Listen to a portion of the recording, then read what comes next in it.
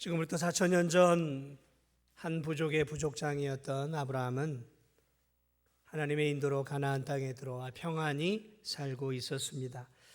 그렇게 살고 있었던 아브라함에게 북방의 내왕이 소돔성을 공격해 소돔의 모든 사람을 포로로 잡아갔다라는 소식을 듣게 되어집니다. 근데 문제는 그 소돔성 안에 믿음의 형제여 사랑하는 조카 롯이 그 안에 살고 있다 같이 포로로 잡혀간 것입니다.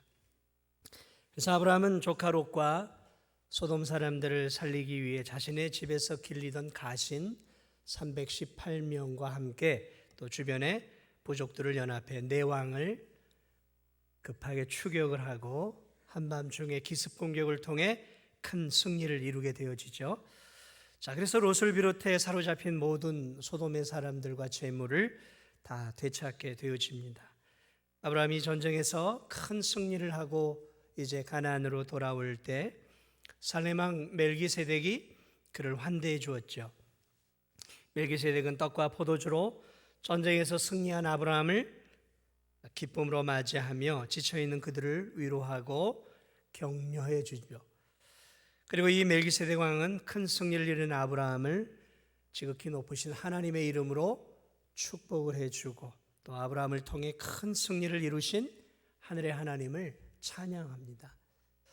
자, 그런데 이 전쟁에서 돌아온 이 아브라함을 환대하고 맞았던 것은 멜기세덱 살렘 왕만이 아니라 또 한 사람이, 또 중요한 한 사람이 등장을 하게 되어지는데요. 그 사람의 이름은 소돔 왕입니다. 소돔 왕. 이 소돔 왕은 모든 것을 다 빼앗겼죠.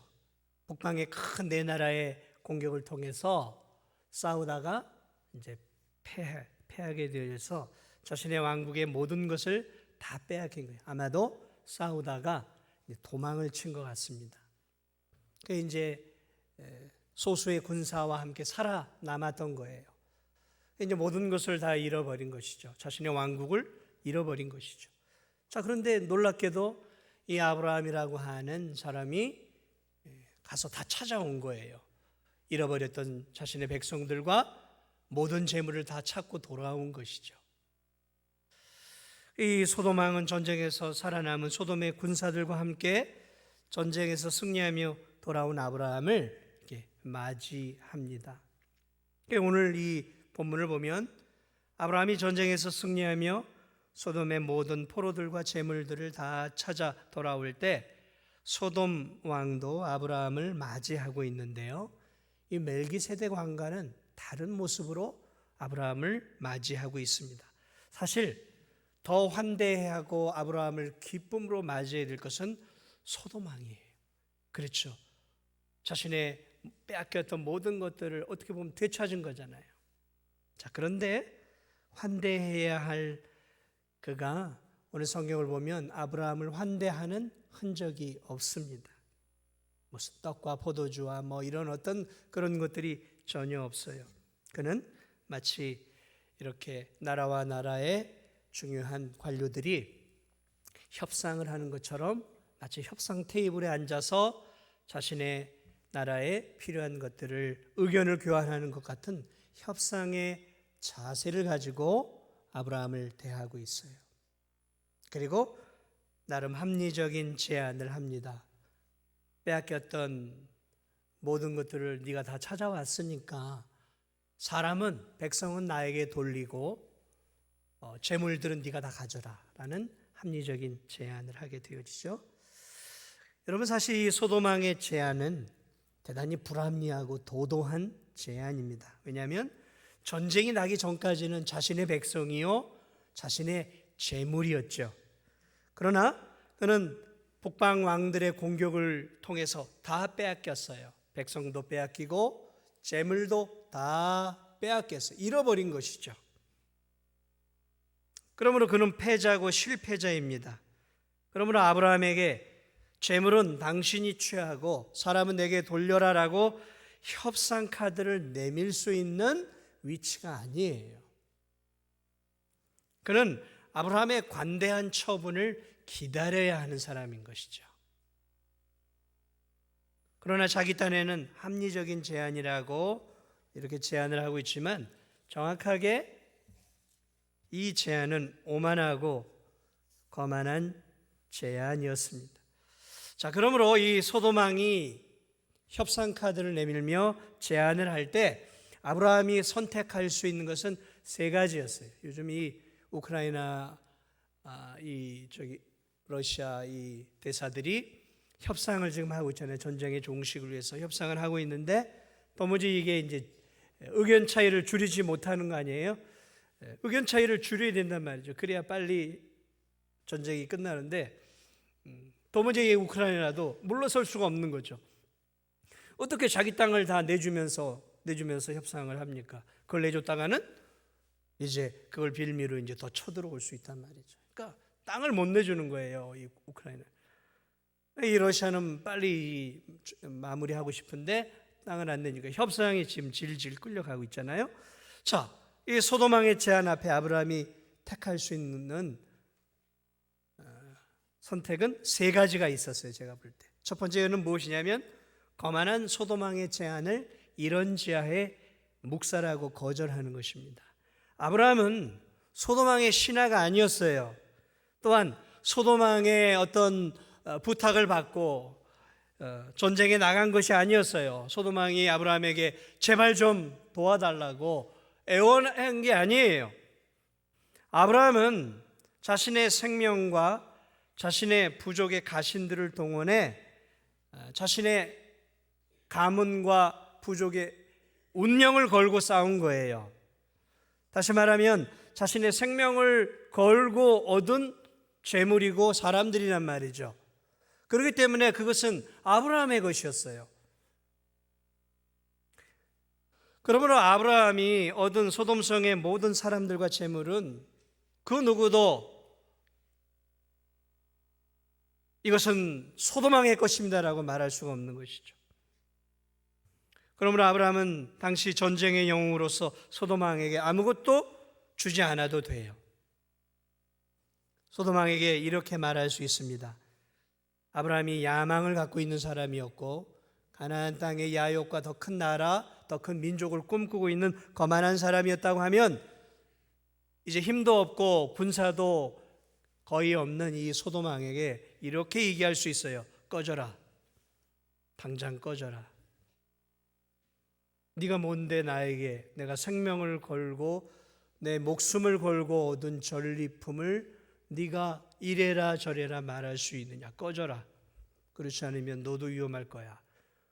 그럼 소돔 왕은 끽소리 못하고 가야 되는 거예요. 그러나 물론 그렇게 하는 것은 대단히 리스크가 커요. 위험이 크죠. 왜냐하면 소돔 왕과의 제안을 거절한 것은 아직 힘은 없지만 같은 가나안 땅에 살고 있었기 때문에 불편한 관계가 되고 적대적인 관계가 되어지는 이제 원수 관계가 되겠죠.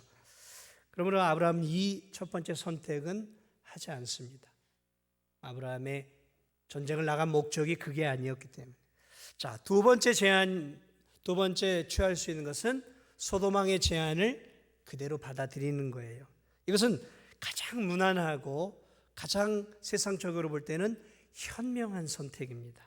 왜냐하면 아브라함이 제안한 게 아니라 소돔 왕이 제안한 거예요. 아주 탐욕스러운 왕이었지만 자기 나름대로 합리적으로 왜 소돔의 모든 것을 잃어버렸지만 아브라함이 목숨을 걸고 되찾아왔으니까 아브라함에게도 뭔가 줘야 되는 것이죠. 그러니까 백성을 나에게 돌리고 재물은 네가 다 가져라. 백성이 있어야 나라가 또 왕국이 세워지는 것이니까 굉장히 합리적인 제안이죠.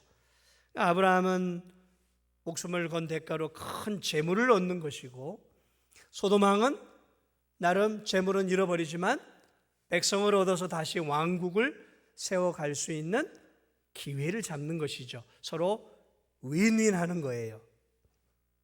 그러므로 이 정치적으로 볼 때나 경제적으로 볼 때 아브라함이 이 소돔 왕의 제안을 그대로 받아들이는 것은 가장 무난한 외교요 정치적인 방법이었어요.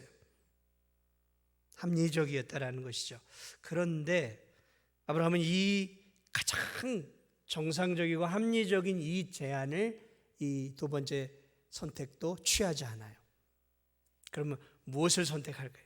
세 번째 제안을 선택을 하는데 그것은 소돔 왕에게 다 돌려주는 것입니다. 소돔 왕에게 다 돌려줘요. 이 선택을 합니다. 세상적으로 볼 땐 대단히 어리석은 선택이죠. 물론 다 돌려주는데 조건은 있었어요.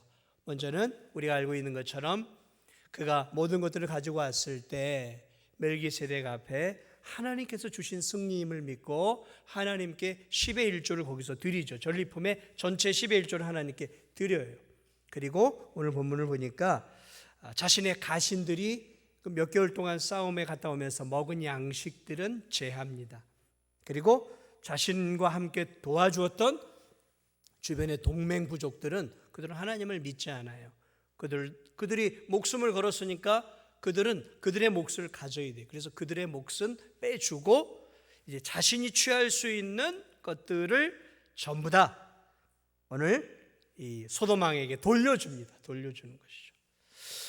근데 우리가 이게 쉽게 이렇게 돌려준다라고 생각을 하지만 이것을 오늘날로 돈으로 환산하면 제가 생각해 보니까 최소 수십억에서 수백억 이상이에요. 그러니까 아브라함이 재물을 취하라 했을 때 아브라함이 취하기만 했다면 그 액수를 돈으로 환산을 해본다면 최소 수십억에서 수백억, 많게는 수천억 원이 될 수 있는 돈이에요. 돈으로 환산을 하면. 그러니까 여러분 한 인생, 한 부족을 바꿔낼 수 있는 엄청난 것을 지금 거절을 하고 있는 거예요. 그러니까 이 인간적인 관점에서 볼 때는 이 선택은 대단히 미련한 선택이에요. 여러분 수십억, 수백억을 거절할 수 있겠습니까? 예?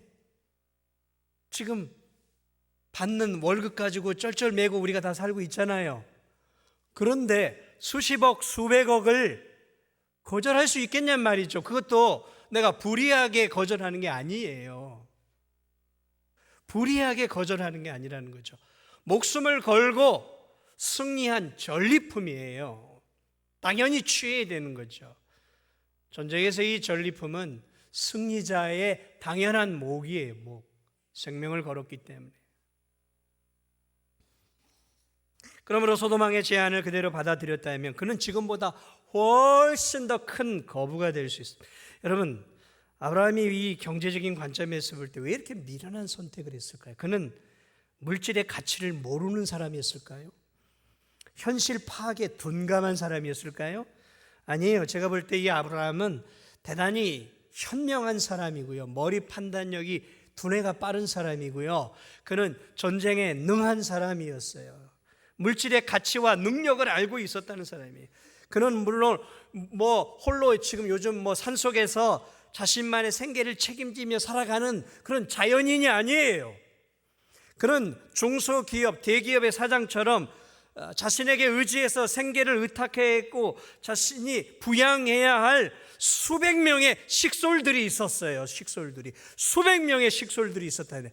가신이 318명이었으니까 그에게 딸린 아내와 자녀들을 포함하면 어쩌면 그는 한 1000여 명의 식솔들을 가지고 있는 족장이었단 말이죠. 그러면 그 돈이, 그 엄청난 재물이 자신에게 어떤 유익을 끼치는지를 그가 몰랐겠냔 말이죠. 그는 세상의 환멸을 느껴 무슨 저 수도사처럼 동굴이나 산속에 움막을 짓고 수도를 하는 수도사들처럼 물질을 터부시하는 사람이 아니었어요. 그도 물질을 사랑했고 물질을 얻기 위해서 많은 양과 소를 기르는 그러한 목자였어요. 목자. 거부가 되는 것을 의도적으로 포기하는 사람이 아니에요. 그도 부를 추구하는 사람이었어요. 자신이 거부가 되면 부족을 더 세워갈 수 있다는 것을 잘 알고 있었던 사람이었어요. 그런데 놀랍게도 그는 제가 볼 때 수십억에서 수백억 이상을 포기해요. 왜 포기했을까요? 도대체 왜 이렇게 현실을 잘 파악하고 있었던 믿음의 조상 아브라함이 소돔 왕의 제안을 이렇게 이런 지하에 거절한 이유는 무엇이었을까? 수백억보다 더 가치 있는 무엇을 그는 붙잡고 있었을까? 그러므로 우리는 오늘 이 아브라함의 세상적으로 볼 땐 대단히 미련한 우둔한 선택을 좀 더 깊이 있게 살펴봐야 하는 것이죠. 그런 믿음의 조상이었어요. 이 믿음의 조상은 왜 이런 선택을 했는가? 먼저 그가 이렇게 선택했던 첫 번째 이유가 있어요. 그것은 무엇이냐면 아브라함은 자신이 물질의 눈에 어두워서, 다시 말하면 엄청난 재물과 전리품을 얻기 위한 기회로 전쟁에 나간 것이 아니었어요. 그는 조카 롯, 믿음의 형제고 자신의 조카 롯과 무고한 소돔성의 사람들을 생명을 살리기 위해서 전쟁에 참여한 것이었습니다. 그러나 여러분, 이 아브라함의 의도와 상관없이 주변의 많은 사람들은 아브라함이 그런 의도로 전쟁에 참여했다라고 생각하지 않았어요.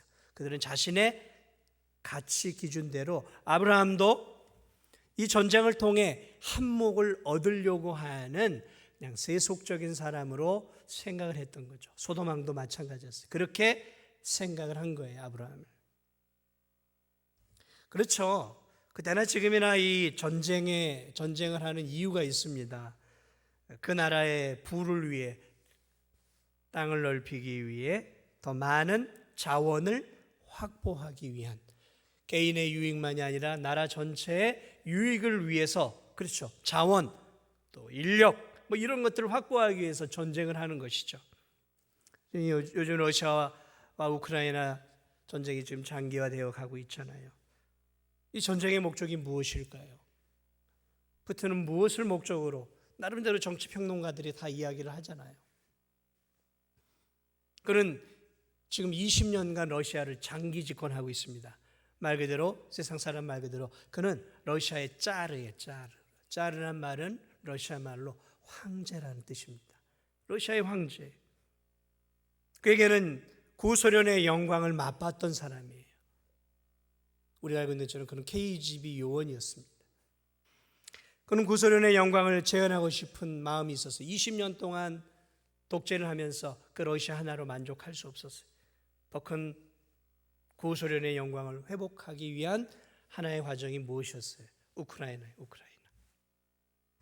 그래서 우크라이나를 정복하지 못하더라도 적어도 자신이 원하는 그러한 꼭두각시 정부를 그는 세우고 싶었던 것이죠. 그래서 좀 더 나라를 강하게 만들어서 지금 미국과 중국으로 양분되어 있는 거기에 이렇게 좀 더 강한 군사력과 경제력을 통해서 세상에 더 큰 영향력을 끼치고 싶어하는 야욕이 있는 것이죠. 자, 이런 목적으로 하는 거예요. 전쟁은 목적이 없이 하지 않습니다. 유익을 위해서 하는 거죠. 자, 현 시대의 전쟁이든 아브라함 시대, 고대 시대의 전쟁이든 다 이러한 이기적이고 경제적인 목적에서 전쟁은 시작이 되어지는 것입니다. 그러므로 당시 가나안 주변의 사람들은 아브라함이 전쟁을 통해 개인적인 야망과 부를 꿈꿨을 거라고 당연하게 생각하고 있었다라는 거죠. 아브라함의 의도와는 상관없이. 그러나 우리가 알고 있는 것처럼 아브라함은 땅에 대한 욕심이라든지 자원에 대한 욕심, 물질적인 탐욕, 더 큰 민족과 나라에 대한 그러한 욕심을, 그러한 야망 때문에 전쟁을 한 게 아니었어요. 그는 평안하게 살고 있었고 사랑하는 조카 롯이 사로잡혀 갔기 때문에 무고한 생명들을 구원하기 위해 자신의 생명을 걸고 전쟁에 나간 것이었어요.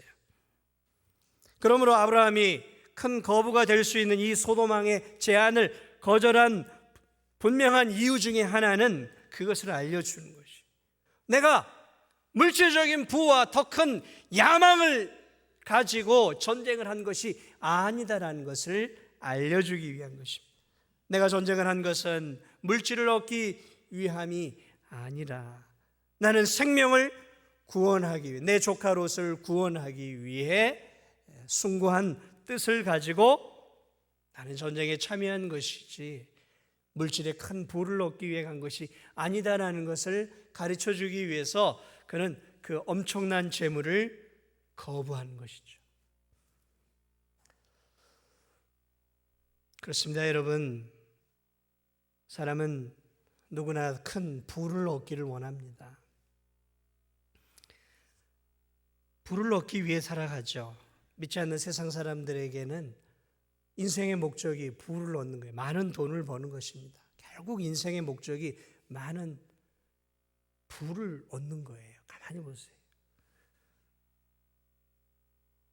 그러나 아브라함은 그 가나안 땅에서 가르쳐주고 싶었던 게 있어요. 나는 인생의 목적이 부를 얻는 것이 아니다 라는 것을 믿지 않는 세상 사람들에게 가르쳐주고 있어요.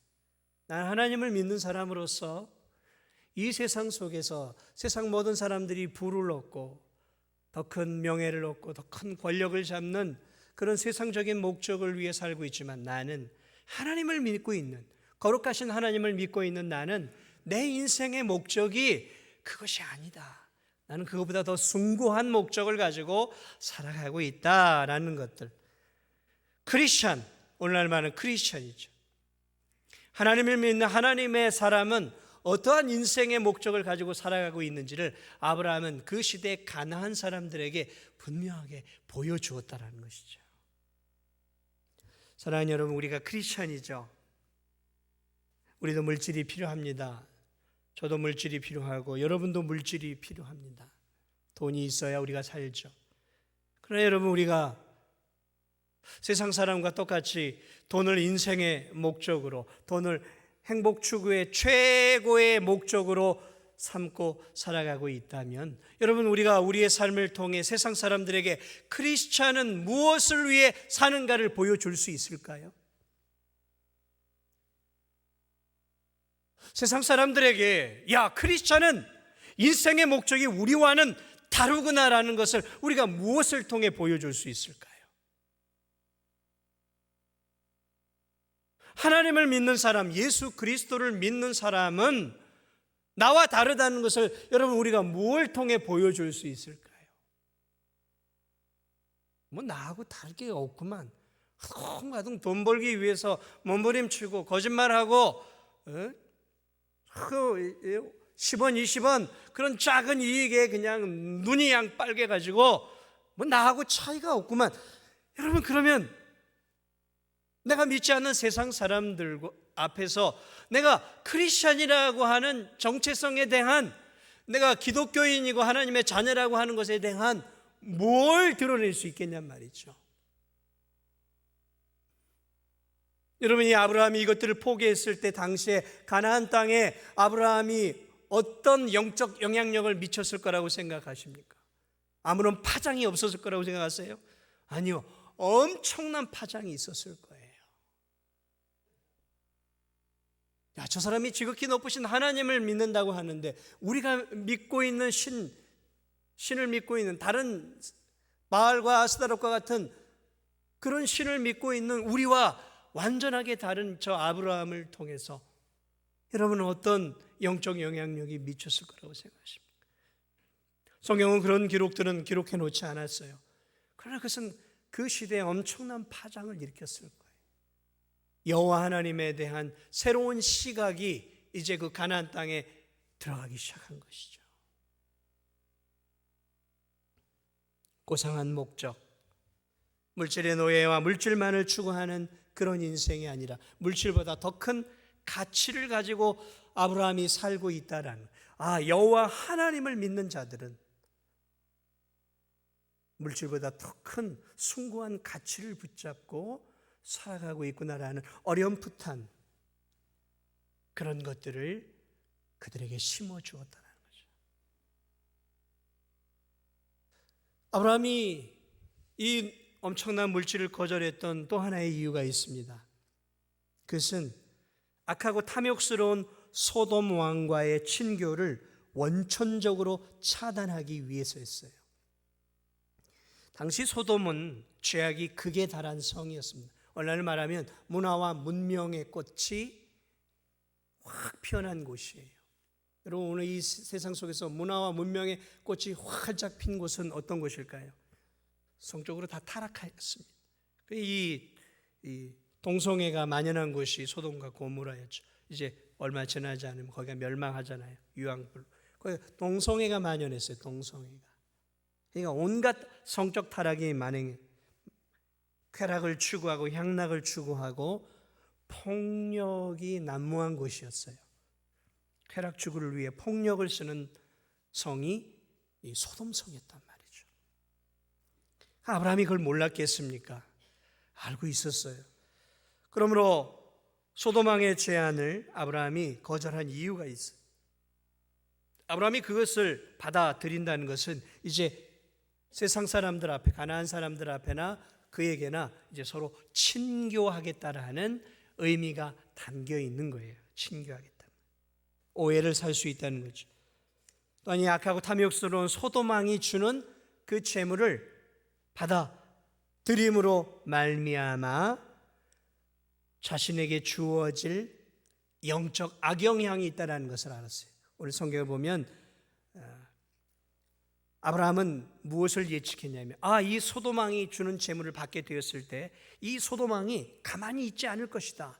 그리고 입을 벌려 떠벌릴 것이다. 뭘요? 야, 나 때문에 아브라함이 거부가 되었어. 거부가 되었어. 내가 준 것 때문에 아브라함이 거부가 되었어. 솔직한 얘기로 아브라함이 소돔왕이 준 것 때문에 거부가 된 게 아니죠. 아브라함이 생명을 걸고 취한 것이죠. 그런데 그 제안을 받아들이는 그 순간 어떤 효과가 일어나냐면 가나안 땅에 무슨 소문이 퍼지냐면 아브라함과 소돔왕이 이제 신교를 맺었고 아브라함이 소돔왕이 주는 그 큰 재물을 받아 거부가 되었대라는 이제 그런 소문이 쭉 퍼지게 될 거라는 것이죠. 영민한 아브라함은 그것을 이미 알고 있는 거예요. 야, 내가 저것들을 받아들였을 때 이 가나안 땅에 소문이 확 돌겠구나.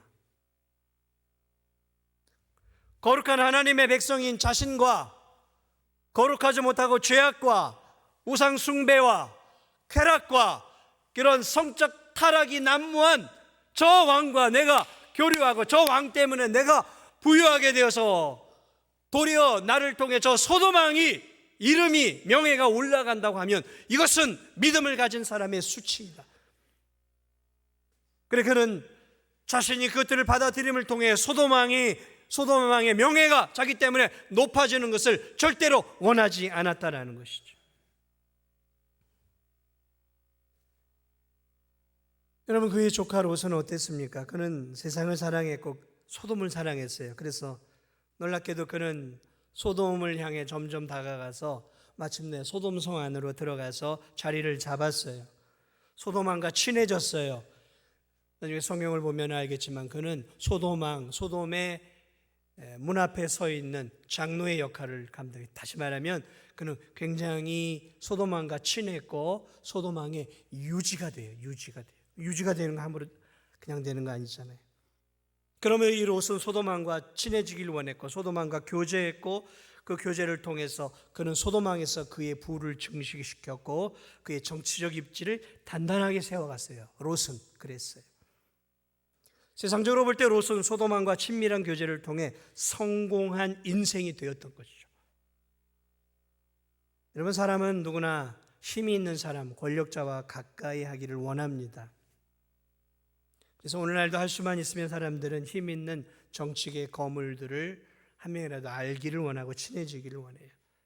할 수만 있으면 청와대의 수위하고도 이렇게 좀 친해지려고 한다는 거죠. 야, 내가 누군지 알아? 내가 경찰청에 요즘도 그러잖아요. 내가 누군지 알아? 자기 별거 아니지만 내 고등학교 동창이 지금 저 검찰청 대법원에 누구야? 너 이 자식 말이야. 내가 누군지 알아. 요즘도 우린 그런 것들, 우리 대한민국 그런 것들, 내 끈이 있다라는 거죠. 그런 걸 자랑하고 싶어하는 거예요. 그리고 그 끈을 이용해서 오늘날도 여전히 부정과 부패를 통해 많은 것들을 얻어내고 있잖아요.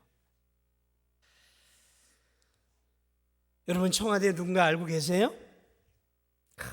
나 청와대 누구? 청와대 수위의 친척에 누구를 알고 있어. 그래도 그래?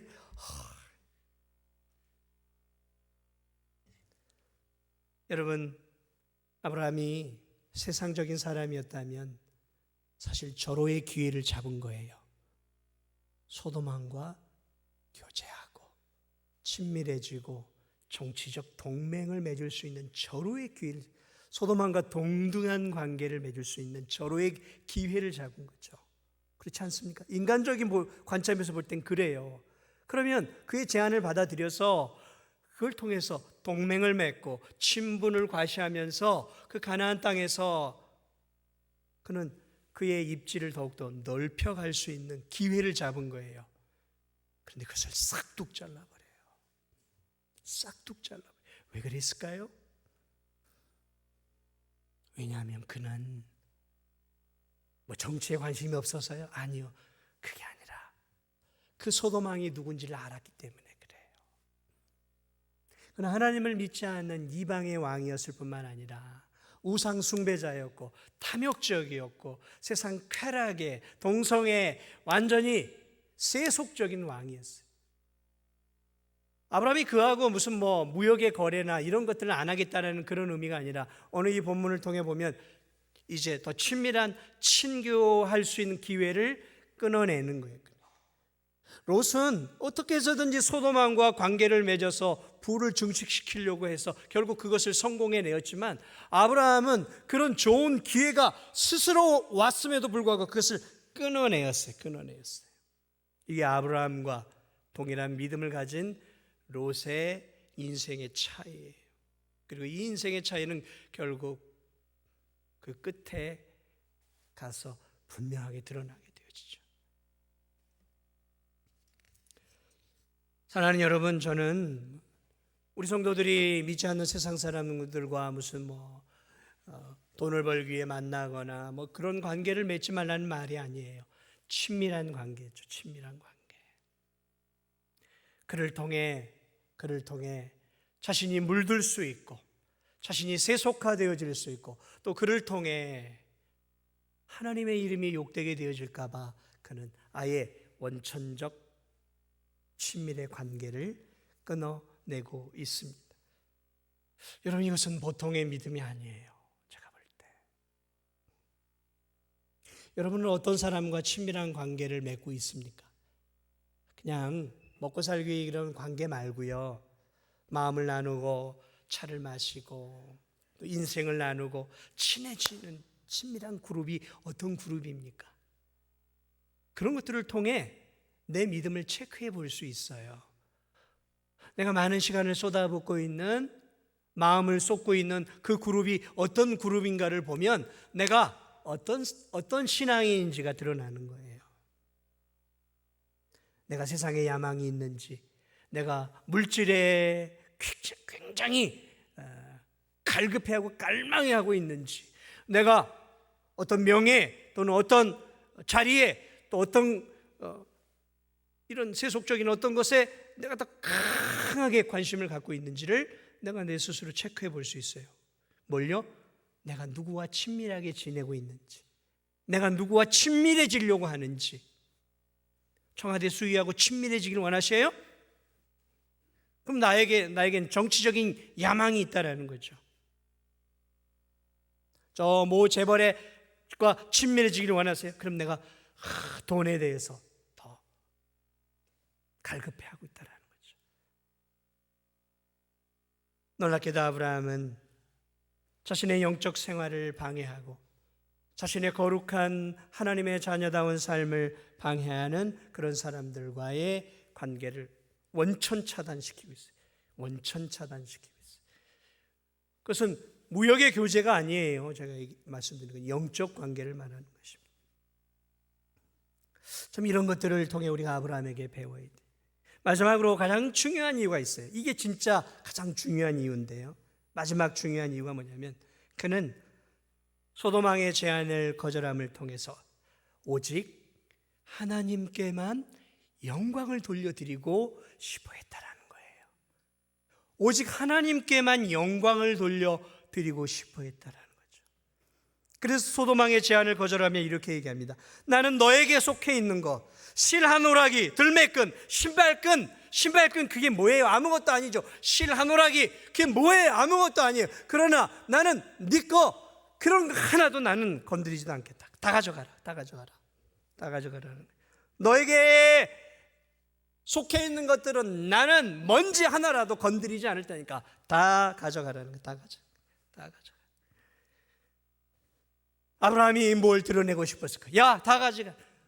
내가 네 거 하나 취함으로 너를 높여 주게 되어지면 결국 내가 그런 것들을 통해 내가 아브라함을 부욕해 했다라고 자랑함으로 말미암아 정말 나에게 승리를 가져다 주시는 분은 하나님이셨고 내 인생을 지금까지 부유하게 해주셨던 분도 하나님이신데 내가 이것들을 취함으로 말미암아 이 전쟁을 통해서 영광을 받으셔야 될 하나님께 돌아가야 할 영광이 너에게 또 나에게 온다라고 한다면 나는 그 모든 것들을 거부하겠다는 거죠.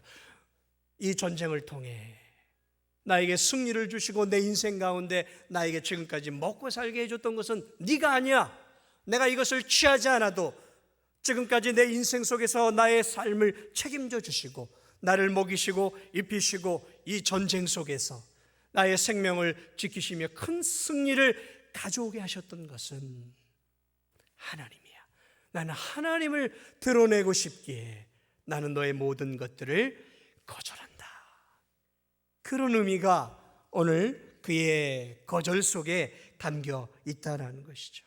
사랑하는 여러분, 그는 이 전쟁을 통해 드러내고 싶었던 분이 있었어요. 그것은 여호와 하나님이었어요. 여호와 하나님.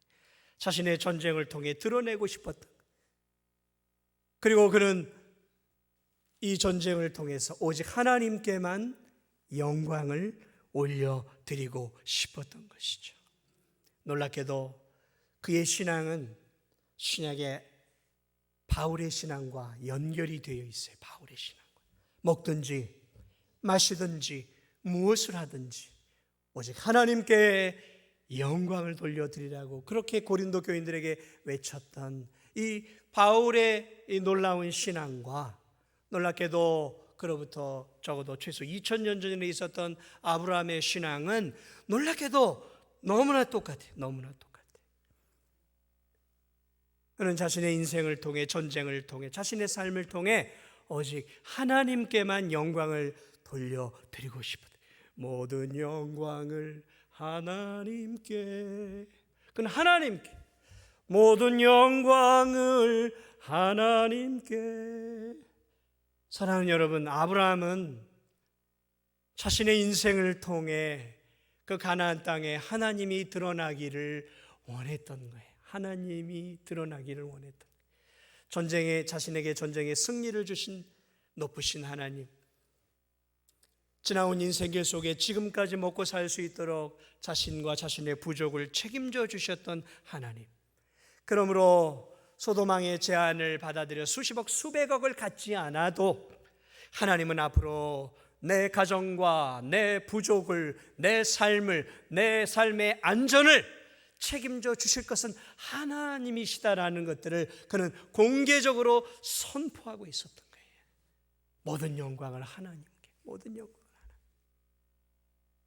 그는 하나님을 드러내고 있었던 그 복음의 불모지, 신앙의 불모지에서 그는 하나님을 드러내고 있었던 거예요.